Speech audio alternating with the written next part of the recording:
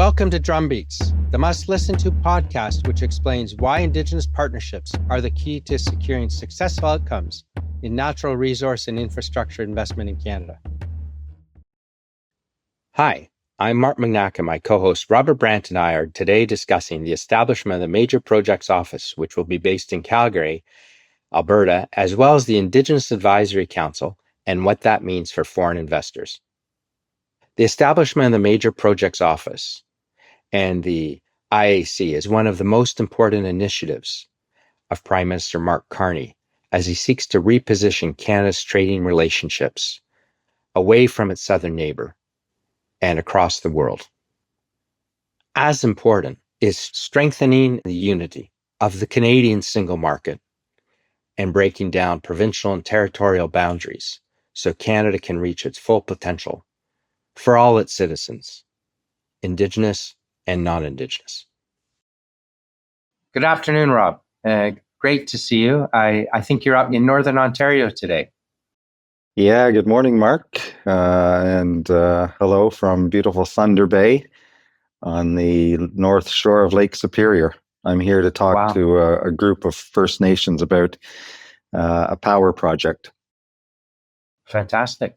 So Great Lakes, right? One of the, I think, largest freshwater lakes in the world. Absolutely. I think that's where it gets its name. Wow. It's deep there too. Have you been in the water this morning? Not yet. The sun is just peaking. It's a beautiful, beautiful city on the shores here. And yesterday I had time to stop by the Terry Fox Memorial and pay my respects. Yes. Very personal for you, given you've been chair over here for so long. Yeah, no, and timely because of the Terry Fox runs over the weekend all over Canada and around the world. In London, there were 1,300 or more runners in Battersea Park, all supporting fundraising for cancer research. And just outside Thunder Bay is where Terry's Marathon of Hope sadly ended when he got too ill to continue, and he had to stop. And so there's a monument at the place where he stopped in a beautiful, beautiful setting. Well, I remember growing up as a kid watching him run across the country and having to stop in Thunder Bay. The whole country was behind him. So inspiring. Yeah. Yes, so inspiring. And what's really inspiring is it's continued so much. And as I alluded to earlier, you spent a lot of time in support of the Terry Fox run over here as well, which you mentioned took place in Battersea Park. So we're going to try and include some links to the Terry Fox site over here for our viewer and listeners, for those who want to know more about Terry Fox, or also make a small donation on his behalf. Cancer remains, the one disease all of us have been touched by. So that's great, though, that you're up in Thunder Bay and you're working now. Is this one of the top 5, or is it a list of the 31 projects, or is this just one of these great projects going to get done? Not this particular one, but it is part of what goes into and will be and is called the Ring of Fire. And there's lots of infrastructure needed. I don't think a Ring of Fire project has been designated yet, but maybe in the next round, because there's another 5 or so going to be named apparently in a couple months' time. Right. So let's come back to some of the announcements that we've had over the past week. And that's why I want to catch up today in particular, because the Indigenous Advisory Council has now been set up. Can you give us a bit of background? Again, come back with what Prime Minister Carney has done, but where the project office has been set up. And then let's talk through the IAC, some of the individuals, and what is its real role? Sure. Well, the announcement of the members of the IAC is the latest announcement in a series of announcements rolling out the fast track process for projects that will be or have been identified as being in the national interest in Canada. And so we saw earlier in the summer the office, the Major Projects Office being set up, and a chief executive officer named, Don Farrell. and the office will be located in Calgary. And now the Indigenous Advisory Council has been named, and that council will advise the Major Projects Office. And it is all part of the rollout of this new process for fast tracking and eventually approving major projects in Canada. Yes, there has been a lot of changes, Rob, and you mentioned that the project office itself was being set up in Calgary. Was that a policy move, a political move? There's a lot of people in Ottawa who probably won't want to move to Calgary, but that's probably because they've never been there and really don't appreciate it. And where is the IAC going to be based? Yeah, well, the Major Projects Office will be headquartered in Calgary. I mentioned Dawn Farrell, appointed former CEO of Trans Mountain Pipeline. So she has oil and gas energy experience. She's a Westerner. That may signal where some of the priorities of the government may lie. And the IAC is dispersed right around the country with representation from First Nations. I think of the 10 members or 11 members, 7 are First Nations, 2 are Inuit, and 2 are Métis, and coast to coast to coast representation. I understand they'll meet at least 4 times a year, and I haven't seen their terms of reference yet, but to be determined exactly what role they will play. They're not going to be selecting the projects, and I'm not sure they're advising on specific projects, but they will provide advice from time to time to the Major Projects Office on Indigenous policy issues. And so that's what I think the role of the IAC will be. So interesting, because you have over 600 First Nations, Inuit and Métis as well in Canada. And what was their view about the IAC being set up? Well, there's still a debate within the Indigenous community about this whole fast track process. I was at the Assembly of First Nations national meeting in Winnipeg recently, and even there's debate about whether the concerns about whether fast track process will short circuit consultation rights that Indigenous people have fought hard for over the years. There's a concern that there'll be shortcuts taken and some of those rights lost. And so there are those who want the legislation to be clearer, and they want more explicit consultation and veto rights for these major projects. There are others who want to get on and believe that there's enough leverage now within the existing laws, the constitutional rights, other rights, that major projects within the territories of Indigenous peoples will not be able to be completed without a meaningful involvement of those Indigenous peoples. It's certainly a change, even with all those questions. Given this is Prime Minister Carney's major initiative under his leadership in terms of changing the direction of the economic growth in Canada, not only to continue growing, but also who our trading partners are and diversifying that. There is merit that an Indigenous Advisory Council has been set up at all, because historically that has never happened. The first continental railway in North America, many of our listeners might not know, is actually the Canadian railway that went coast to coast. Was not built with an Indigenous Advisory Council or participation whatsoever. It was there to unite the country, pull in British Columbia to Confederation. and it was a race to get it built against the railway south of the border. So I think that does, at least establishing the IAC says something's changed. Yeah, no, absolutely. And I think it is a signal of the importance of the viewpoints of Indigenous people as we move forward and try to get these projects completed. And so I and a lot of others are hoping. There's a lot of good people on that council. It's got good broad representation, and hopefully they will have an ability to influence some of the direction of the major projects office as it relates to Indigenous people. Yes, and because also an association such as the Assembly of First Nations, even it has issues in terms of speaking on behalf of all its members all the time consistently, right? It's only part of the challenge when you're managing something on that scale with hundreds of nations. Yeah, very difficult. Assembly of First Nations is an advocacy group.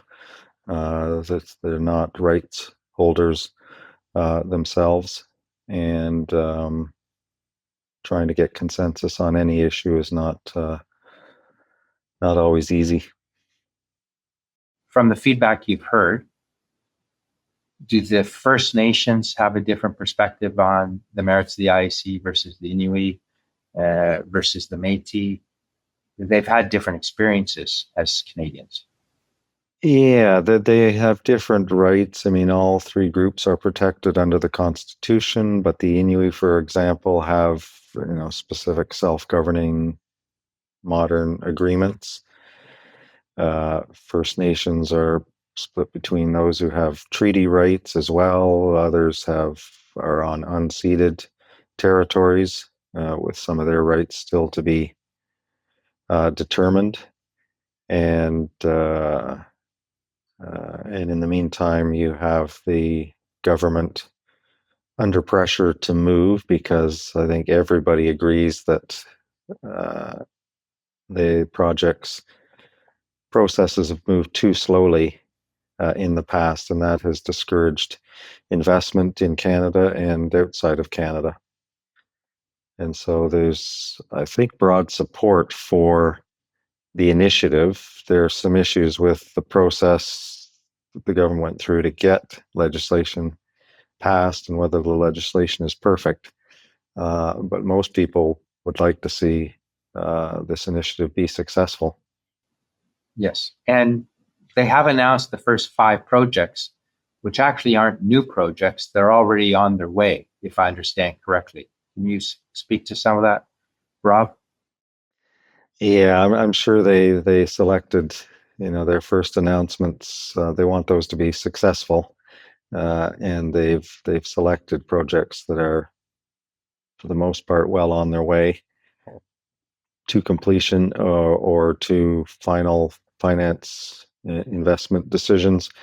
And hopefully this new process, which streamlines decision making and hopefully reduces duplication, will speed up and give the final push to some of these projects that they need to attract investment. All of these projects require private investment, and private investors need the right environment to have confidence to invest. Yes. And if we look at that process with the Major Projects Office and these first 5, and there's a list, I think, of another 25 at the moment that is circulating in the halls of Ottawa, being talked about, and everyone's trying to get their project on the list, because I think part of the perception is if you're on the list, you might get done quicker, but I'm sure there's some people thinking, we don't want to be on any list. Let's just get going and do what we're doing. Yeah, and if this new process works, it begs the question, why can't we do it for more? Why so few? But I guess it's a matter of resources and priorities. And so if you're on that list, and you get the official designation, then maybe your project moves up on the to-do list of the various government agencies that have to move to make your project successful. And if they can avoid duplication for these types of projects, it seems like the federal government and the provincial government have agreed somewhat in how they will reduce duplication, because you sometimes have a federal department and a provincial department with some sort of jurisdiction over a project, and duplicating reviews and decision making. Environmental assessments is one, right? Yeah, that's one.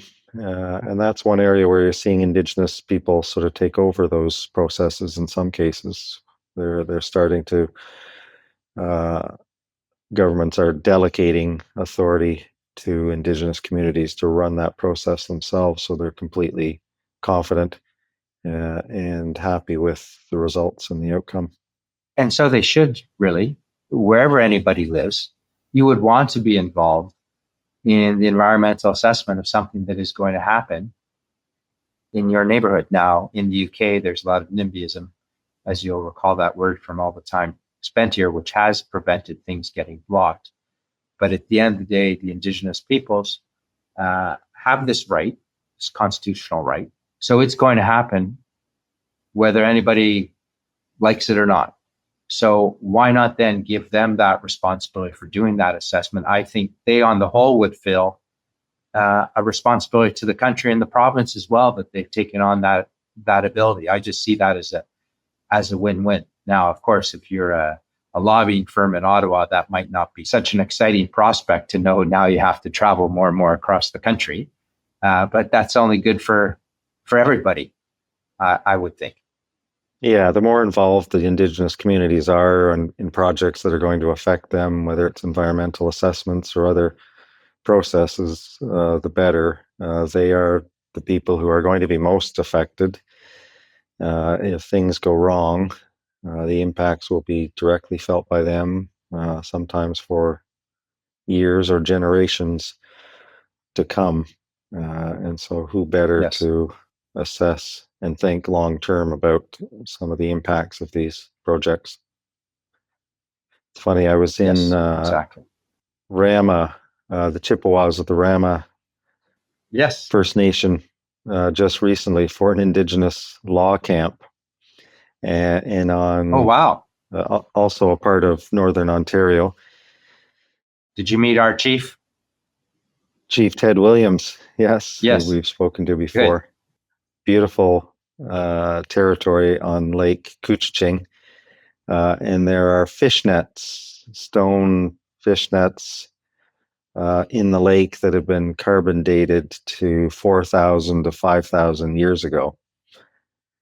Wow. Give you some idea of how long some of these nations have been in their territories. And so they've been here a long time. They're going to be here a long time after. And so they think long term about impacts of projects.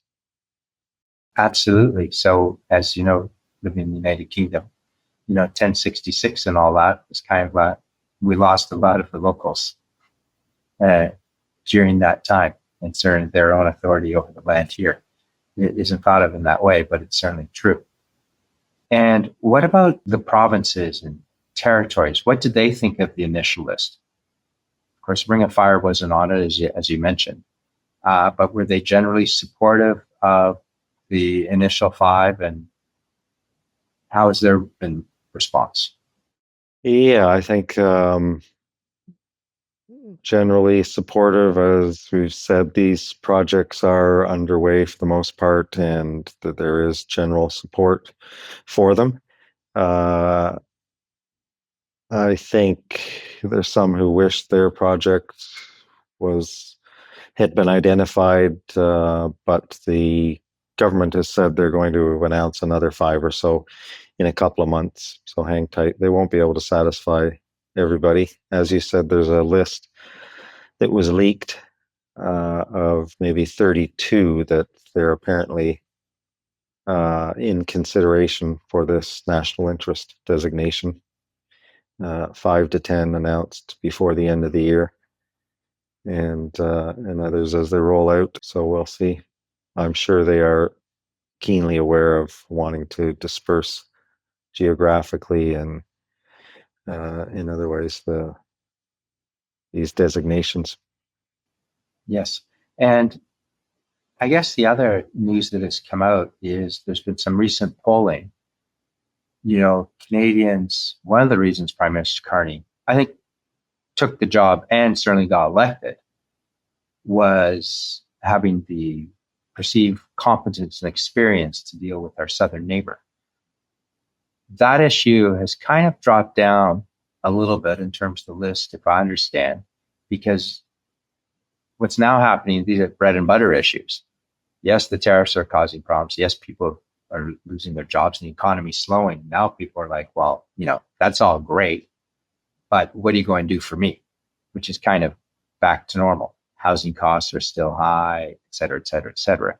What's your feeling on the perception of the rights of the Indigenous people in that context and their contribution to these projects going forward?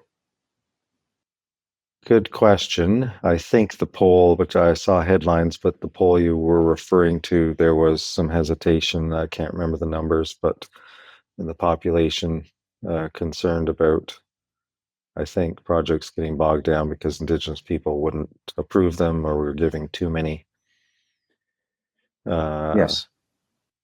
too many opportunities to veto projects. I'm not sure, to be honest. I don't know if it's it's a burning issue. The fact is, the law is what it is. The constitutional rights, the case law, Yes. other statutory laws, they're there and they need to be followed. The treaty rights are there and need to be followed as well. Yes. And I certainly think if some people are unhappy with that, they should actually be speaking to their own provincial government and at the federal say, clean up the bureaucracy, process things quicker. Because in all honesty, yes, the Indigenous rights are there. It's in the Constitution. If you really want to make a difference, get things done. Get the regulatory bodies in your province or territory and at the federal level, get all that sorted out quickly. Imagine if Canada was able to eliminate the duplication at the national and provincial level. There'd be a sea change in how fast got things done. And,